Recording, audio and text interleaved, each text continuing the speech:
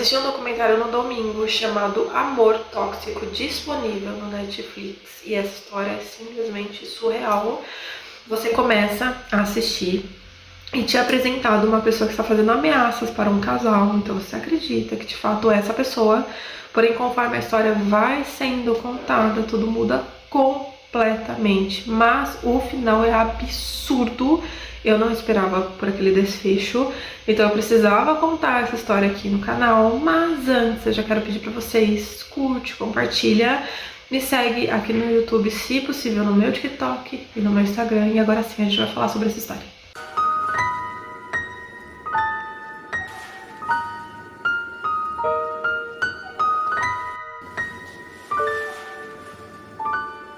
Tudo começa em janeiro de 2016, um casal que estava conversando em um aplicativo de namoro decide marcar um encontro e o local foi uma Starbucks em Anaheim, na Califórnia. Então eles marcam esse encontro para se conhecer melhor. Ian Dias, um agente federal dos Estados Unidos que está tentando recomeçar sua vida amorosa, e do outro lado a Angela Connell, uma mulher simpática, carismática, engraçada, e eles pareciam compartilhar dos mesmos ideais. A conexão entre eles foi tão imediata que logo eles começaram a namorar, ficaram noivos e casaram, então tudo foi muito rápido. E as pessoas que conheciam o casal acreditavam que eles estavam super felizes. Pouco tempo depois, a Angela vem com uma notícia que mudaria a vida do Ian, do casal, e ela disse que ela estava grávida e não era de um bebê, e sim de gêmeos. E agora a felicidade do Ian estava completa, ele sempre quis construir uma família, e ainda mais com a Angela, que era uma pessoa que ele amava. Eles não imaginavam que esse sonho logo se tornaria um pesadelo. Isso porque a Angela começou a receber e-mails de um perfil anônimo com algumas ameaças, e de início eles acreditavam que era só uma pessoa revoltada. Mas com o tempo, o tom das ameaças começaram a ficar mais sérias. Essa pessoa chegou a dizer para Angela: você roubou a minha família, aproveite enquanto pode. E outra frase que dizia: aproveite a casa nova. A coisa ficou bizarra quando esses e-mails começaram a vir com anexos de fotos de corpos mutilados, fetos abortados. Então as ameaças começaram a ficar explícitas. E como a Angela dizia estar grávida, essas ameaças passaram a ser direcionadas para as crianças. Em uma frase, essa pessoa disse que iria roubar o bebê e assistir enquanto ele morria. As ameaças não paravam e a Angela começou a dizer que a pessoa que estava fazendo isso sabia tudo sobre a rotina do casal e até detalhes sobre a casa deles. O medo tomou conta do casal. O Ian tentava acalmar a esposa e nesse momento ele parou para pensar e só existia uma única pessoa que poderia estar fazendo isso, e era a ex dele, a Michelle. De casar com a Angela, o Ian ficou noivo da Michelle em 2015. Eles compraram uma casa em um condomínio em Anaheim, na Califórnia, e o relacionamento parecia super sólido. Eles faziam planos do futuro e eram um casal feliz. E depois de uma série de discussões, o relacionamento acabou se desgastando e chegou ao fim em agosto de 2015. A separação foi relativamente tranquila. O que causou brigas foi exatamente o imóvel que estava no nome dos dois e que precisaria ser dividido. Ian logo conseguiu seguir em frente, conhecendo a Angela, noivando com ela, casando com ela e colocando essa mulher para morar nessa casa. E por conta desse contexto, eles começaram a ligar a Michelle a essas ameaças. Teve até um e-mail que eu falei pra vocês que ela dizia boa sorte com a casa nova, então eles passaram a acreditar que quem estava fazendo isso era a Michelle. As ameaças de início era via e-mail, mas a coisa ficou ainda mais perturbadora quando começou a surgir o nome da Angela em sites de anúncios de classificados, e era um dos mais importantes dos Estados Unidos. O anúncio tinha o nome, endereço dela, dizendo que ela gostaria de participar de um encontro sexual envolvendo violência. Ainda pior, dizia que a pessoa que participasse desse encontro deveria ignorar qualquer tipo de pedido de socorro por parte da Angela, porque isso fazia parte do desejo sexual. Então o casal passou a viver com medo. O Ian acreditava que a qualquer momento alguém poderia invadir a casa do casal e cometer um crime contra a Angela. E foi exatamente isso que aconteceu. Um dia a Angela liga para a emergência dizendo que um homem teria invadido a sua casa, tentado sufocá-la antes dele conseguir fugir. Tudo passou de ser virtual para de fato uma tentativa de um estupro.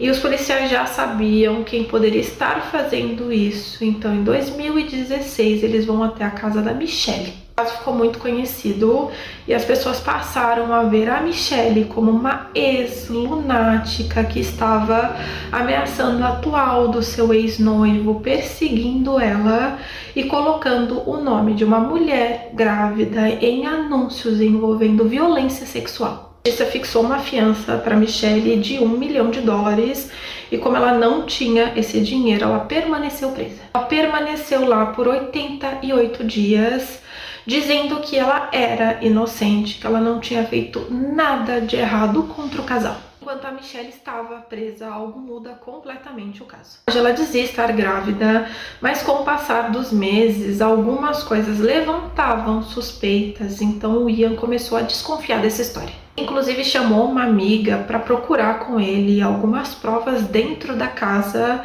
para que ele conseguisse de fato saber se ela estava ou não grávida. E foi quando eles encontraram evidências provando que ela não estava. Eles começaram encontrando testes de gravidez, alguns que estavam negativados e outros que também estavam, porém que ela desenhou um risco a mais para que parecesse que o teste tinha dado positivo. Cada ultrassom que ela mostrava para o Ian era retirado da internet, ela só colocava o nome dela para parecer que de fato era real. Então o Ian pega todas essas provas, procura a polícia e conta o que teria acontecido e que ele estava muito desconfiado em relação a Angela, inclusive quando ela dizia que a Michelle quem estava ameaçando ela. Então foi aberta uma nova investigação, eles começaram a puxar todos os e-mails, esse suposto perfil que se chamava Lilith, e eles conseguiram provar que não era da Michelle e sim da Angela. E outra coisa muito bizarra sobre as mentiras da Angela, ela chegou a ligar para uma dessas pessoas que se propôs a fazer esse encontro sexual com violência para confirmar que ela era uma mulher, que o anúncio era real. Então ela ligou para a pessoa dizendo que sim, ela era a Angela e que estava tudo certo, tudo combinado, e a pessoa acreditou. Então a Michelle deixou de ser a principal suspeita e eles começaram a investigar mais sobre o passado da Angela para entender se tinha alguma outra evidência de que ela já tinha um histórico de mentiras. Chegando o passado da Angela, eles chegaram até um outro relacionamento que ela teve e ela dizia para essa pessoa que ela tinha câncer.